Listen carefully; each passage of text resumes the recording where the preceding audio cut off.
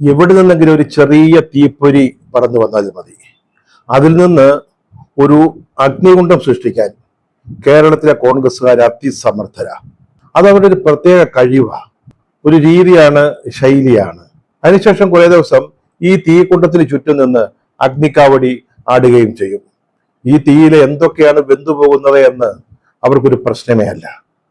അതിന്റെ ഏറ്റവും അടുത്ത ഒരു ഉദാഹരണമാണ് കഴിഞ്ഞ ദിവസം കേരളത്തിലെ മുതിർന്ന കോൺഗ്രസ് നേതാവായ PJ കുര്യൻ യൂത്ത് കോൺഗ്രസുകാരുടെ സമര രീതിയെ പറ്റി നടത്തിയ ഒരു പ്രസ്താവന അല്ലെങ്കിൽ ഒരു പ്രതികരണം.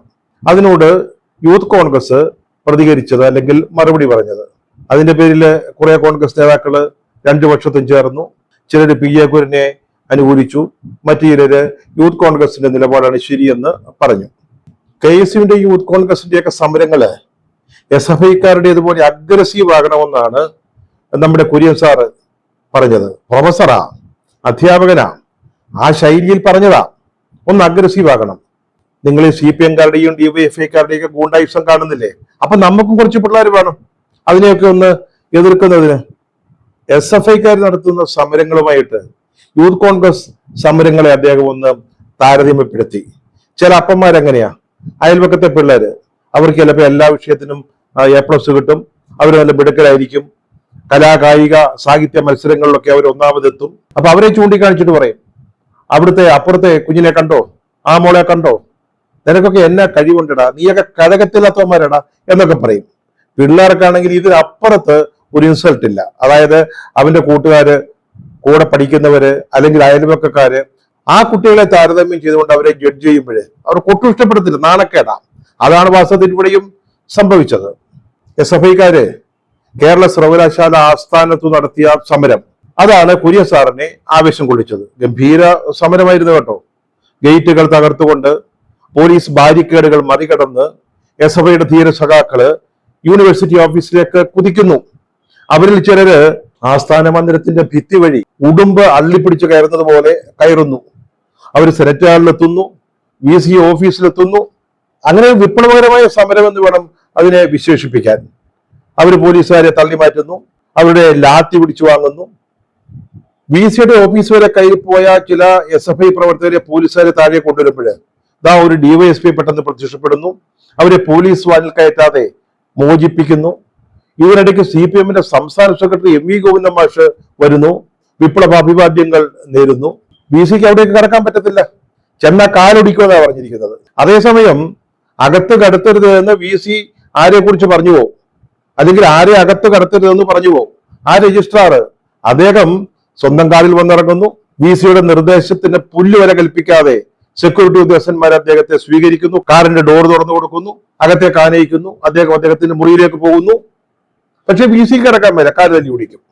ഈ ഒരു സാഹചര്യവും സിറ്റുവേഷൻ കണ്ടാല്, അല്ലെങ്കിൽ യൂണിവേഴ്സിറ്റി ആസ്ഥാനം SFIക്കാര് കൈയടക്കുന്നത് കാണുമ്പോൾ ആർക്കാണ് വാസ്തവത്തിൽ രോമാഞ്ചം കൊള്ളാതെ പോവുക, അല്ലെങ്കിൽ ആവേശഭരിതരാവാതെ ഇരിക്കുക?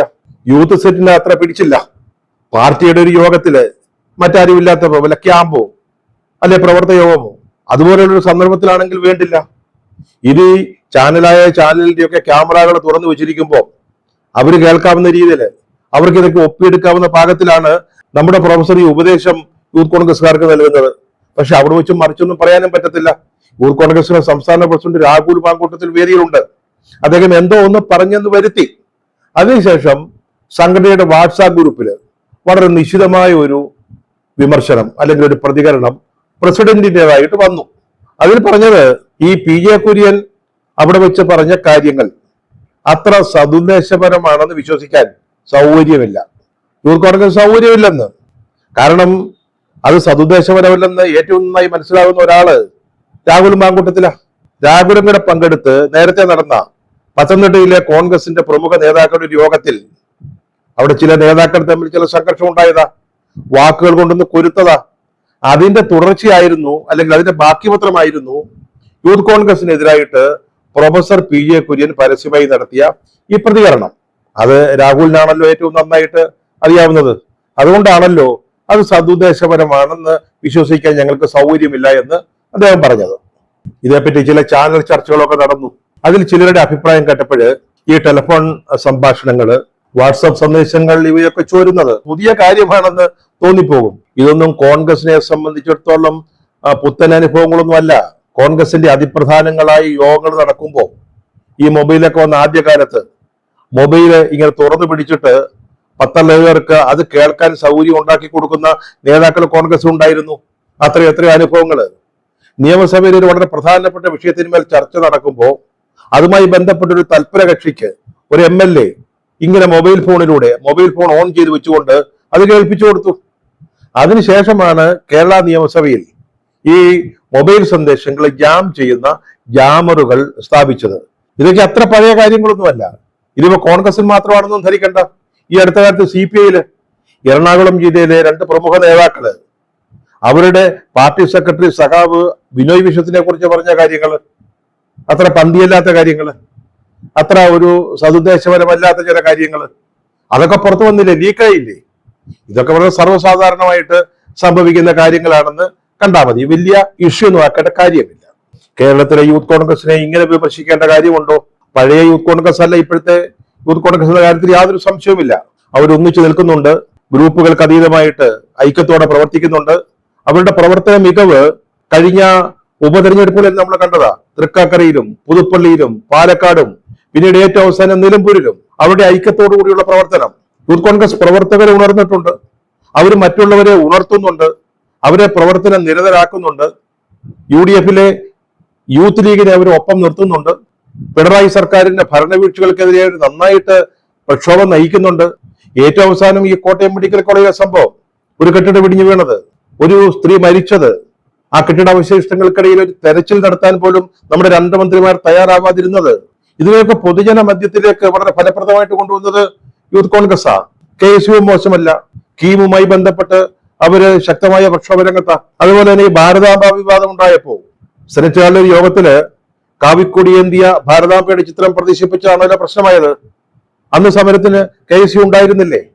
ഇവരാരും പിന്നാക്കം നിൽക്കുന്നില്ലല്ലോ. സജീവമായിട്ട് ഒരു പ്രതിപക്ഷ യുവജന വിദ്യാർത്ഥി സംഘടന എന്ന നിലയിൽ അവരവരുടെ സമര ലക്ഷ്യങ്ങളിൽ നിന്ന് മാറുന്നില്ലല്ലോ, പ്രവർത്തിക്കുന്നുണ്ടല്ലോ. പിന്നെന്തിനാണ് ഈ വിമർശനം? അതാണ് യൂത്ത് കോൺഗ്രസ്സുകാരെ പ്രകോപിപ്പിച്ചത്. ഇനി SFIക്കാര് യൂണിവേഴ്സിറ്റി ആസ്ഥാനത്ത് നടത്തിയ സമരം നോക്കുക. പോലീസിന്റെ ഒത്താശയോടെയല്ലേ നടന്നത്? പോലീസിന്റെ സമ്മതമില്ലെങ്കിൽ അവർക്ക് ഈ രീതിയിലൊക്കെ പ്രവർത്തിക്കാൻ പറ്റുമോ? ഗേറ്റ് തകർക്കാൻ പറ്റുമോ? ബാരിക്കേഡ് മറികടക്കാൻ സാധിക്കുമോ? കെട്ടിടത്തിന്റെ ഭിത്തി വഴി അള്ളിപ്പിടിച്ച് കയറാൻ സാധിക്കുമോ? ഈ രീതിയിലുള്ള ഒരു സമരം KSUക്കാരാണ് നടത്തിയിരുന്നെങ്കിൽ പിണറായി വിജയൻ ഭരിക്കുമ്പോൾ ഇവിടുത്തെ പോലീസുകാര് അവരെ ഈ ഭിത്തിയിൽ നിന്ന് എറിഞ്ഞിട്ട് നടുവ് തല്ലി ഒടിക്കുമായിരുന്നു. പിന്നെ എഴുന്നേറ്റ് നിന്നൊരു മുദ്രാവാക്യം വിളിക്കാൻ പോലും ഭാവിയിൽ പോലും അങ്ങനെ ചെയ്യാൻ പറ്റാത്ത തരത്തിൽ അവരെ ശരിപ്പെടുത്തുമായിരുന്നു, ഇഞ്ചപ്പരുവത്തിലാക്കുമായിരുന്നു. ഇത് SFI ആയതുകൊണ്ടാ. എല്ലാം കണ്ടുകൊണ്ട് രസിച്ചു നിൽക്കുകയാണ് പോലീസ്.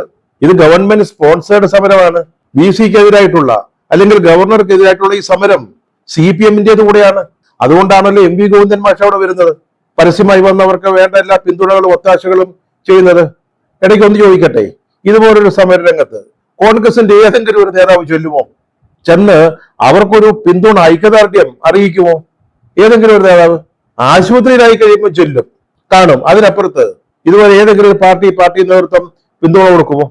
കേരളത്തിലെ തന്നെ കോൺഗ്രസിന്റെ മുതിർന്ന നേതാക്കളില് ദേഹത്ത് ലാത്തിയടി കിട്ടിയിട്ടില്ലാത്ത ധാരാളം നേതാക്കളുണ്ട്. അവർക്കൊക്കെ യൂത്ത് കോൺഗ്രസ്സുകാർ പിള്ളേരെ വിമർശിക്കാൻ വളരെ എളുപ്പമാണ്. അവര് നാട് നീളെ നടന്ന് അടിവാഹിച്ചുകൊണ്ടിരിക്കുക. മുഖ്യമന്ത്രി പിണറായി വിജയന്റെ നവകേരള യാത്ര, സർക്കാരിന്റെ നയങ്ങളോടുള്ള എതിർപ്പും പ്രതിഷേധവും പ്രകടിപ്പിക്കാൻ സമരരംഗത്തിറങ്ങിയ യൂത്ത് കോൺഗ്രസ്സുകാര് പോലീസ് മാത്രമല്ല തല്ലിയത്, DYFIക്കാര്, CPM-കാര്, അതും പോരാഞ്ഞിട്ട് മുഖ്യമന്ത്രിയുടെ സുരക്ഷാ സേനയിൽപ്പെട്ട ആളുകള് ഇറങ്ങി പരസ്യമായിട്ട് അവരെ തല്ലിയത്. DYFIക്കാര് പൂച്ചട്ടി കൊണ്ട് ഇടിച്ച് തകർത്തത് ആളുകൾ മറന്നുപോയോ? എന്നിട്ട് യൂത്ത് കോൺഗ്രസ്സുകാരെ രക്ഷയ്ക്ക് വേണ്ടി ഇതൊക്കെ ചെയ്തെന്നാ പറയുന്നത്. അങ്ങനെ നാട് നീളെടുത്ത് തല്ലുകൊണ്ടുകൊണ്ടിരിക്കുക. അപ്പോഴാണ് പറയുന്നത് കുറച്ചുകൂടെ അഗ്രസീവ് ആകണമെന്ന്, SFIക്കാരെ പോലെ ആവണമെന്ന്. പിള്ളേർക്ക് ഇഷ്ടപ്പെടുമോ? അവന്മാര് ക്ഷുഭിതരാകാതിരിക്കുമോ? അതല്ലയോ ഉണ്ടായത്. ഈ പ്രസംഗത്തിനിടയിലെ പ്രൊഫസർ മറ്റൊരു കാര്യം പറഞ്ഞു, ഒരാളെ കുറിച്ച് പറഞ്ഞു. യൂത്ത് കോൺഗ്രസിന്റെ പത്തനംതിട്ട ജില്ലാ പ്രസിഡന്റ് ഒരു വിജയ് ഇന്ദുചൂടൻ, അയാളെ ചില സമരങ്ങളുമായി ബന്ധപ്പെട്ട് TV-യിൽ കണ്ടിട്ടുണ്ടെന്നാണ് പ്രൊഫസർ പറഞ്ഞത്. ഈ വിജയ് ഇന്ദുചൂടൻ ആരാ? കോൺഗ്രസ് നേതാക്കൾക്ക്, പ്രവർത്തകർക്ക്, പത്തനംതിട്ടയിലുള്ളവർക്ക് അറിയാമല്ലോ ആരാണ് ഈ വിജയ് ഇന്ദുചൂടൻ എന്നുള്ളത്. പഴയൊരു തീപ്പൊരി നേതാവുണ്ടായിരുന്നു, ഉശിരൻ പ്രവർത്തകൻ ഇന്ദുചൂടൻ, യൂത്ത് കോൺഗ്രസിന്റെ ജില്ലാ പ്രസിഡന്റൊക്കെ ആയിരുന്നു. അദ്ദേഹത്തെ ഒരു സമരവുമായി ബന്ധപ്പെട്ട് പോലീസ് ഇഞ്ചപ്പരുവത്തിൽ അടിച്ചു. പിന്നീട് അദ്ദേഹം മര്യാദയ്ക്ക് എഴുന്നേറ്റ് നിന്നിട്ടില്ല. രോഗക്കിടക്കയിലായിരുന്നു, അകാലത്തിൽ മരിച്ചുപോയി.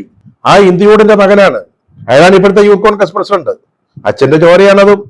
അയാളത്ര മോശക്കാരനാകുമോ? മിടുക്കനാണെന്നാണ് ഞാൻ കേട്ടിട്ടുള്ളത്. നമ്മുടെ ആരോഗ്യമന്ത്രി വീണ ജോർജ് പത്തനംതിട്ട ജില്ലയിൽ എവിടെയെങ്കിലും കാലുകുത്തിയാൽ ഈ പയ്യന് അവന്റെ സ്വന്തം വീട്ടിൽ കിടന്നുറങ്ങാൻ പറ്റത്തില്ല.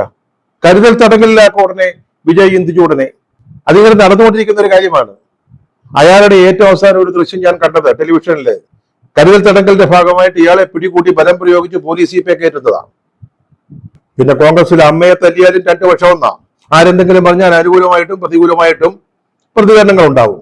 ഈ യൂത്ത് നേതാക്കന്മാര് ഏതാണ്ട് ഗ്രൂപ്പ് വ്യത്യാസമൊന്നും ഇല്ലാതെ ഈ പ്രതിപക്ഷ നേതാവ് VD സതീശനുമായിട്ട് അടുപ്പം പുലർത്തുന്നവരാ. അപ്പൊ സതീശനിട്ട് ഒരു ഞോണ്ടാൻ ഈ യൂത്തുകാർക്കിട്ട് ഒരു പണി കൊടുത്തേക്കാം എന്ന് വിചാരിച്ചവരുണ്ട്, അങ്ങനെ അഭിപ്രായം പറഞ്ഞവരുണ്ട്. അതല്ലാതെ യൂത്ത് കോൺഗ്രസിന്റെ പ്രവർത്തന മികവിനെ അംഗീകരിക്കുന്ന ചില ആളുകൾ അവരെ അനുകൂലമായിട്ട് സംസാരിച്ചു. ഇതൊന്നും അല്ലാതെ കേരളത്തിലെ യൂത്ത് കോൺഗ്രസ്സുകാര് അല്പം ഓവർ സ്മാർട്ട് ആവുന്ന പരാതിയുള്ള കോൺഗ്രസ് നേതാക്കളുണ്ട്. അത്രയ്ക്ക് കൊണ്ടാകണ്ട, ഞങ്ങളൊക്കെ കൂടെ ഉണ്ടല്ലോ. അത് മാത്രമല്ല, ഈ വിഷ്ണുനാഥ് മുതലായ ചെറുസെറ്റിന്റെ പിന്തുണ ഇവർക്ക് ലഭിക്കുകയും ചെയ്യുന്നു, VD സതീശനെ കൂടാതെ. അപ്പൊ ഇവരെല്ലാവരും കൂടെ ചേർന്ന് ഒരു സെറ്റായിട്ട് മാറുകയാണോ?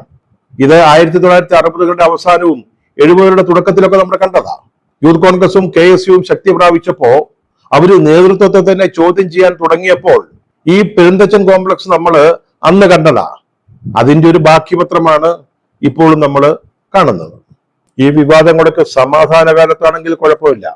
പക്ഷെ ഇപ്പോ 10-11 മാസങ്ങൾക്കകം സംസ്ഥാനത്ത് നിയമസഭാ തെരഞ്ഞെടുപ്പ് നടക്കുകയാ. അങ്ങനെ ഒരു യുദ്ധസമാനമായ സാഹചര്യം ഉണ്ടായിരിക്കുകയാണ്. പോരാട്ടത്തിന്റെ സമയങ്ങളാണ്.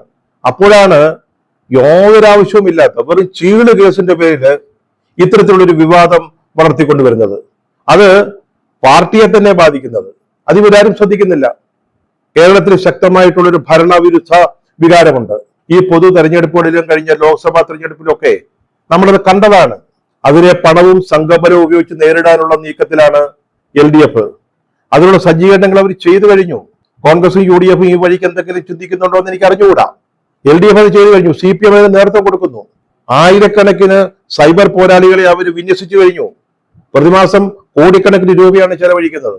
സർക്കാരിന്റെ നേട്ടങ്ങൾ നാട്ടുകാരിൽ എത്തിക്കാത്ത ദോഷത്തോടുകൂടി സോഷ്യൽ മീഡിയയിൽ പ്രവർത്തിക്കുന്ന ആളുകൾക്ക് ഒരു മാസം കൊടുക്കുന്നത് 1 കോടി രൂപയോളമാണ് ശമ്പളമായിട്ട് കൊടുക്കുന്നത്.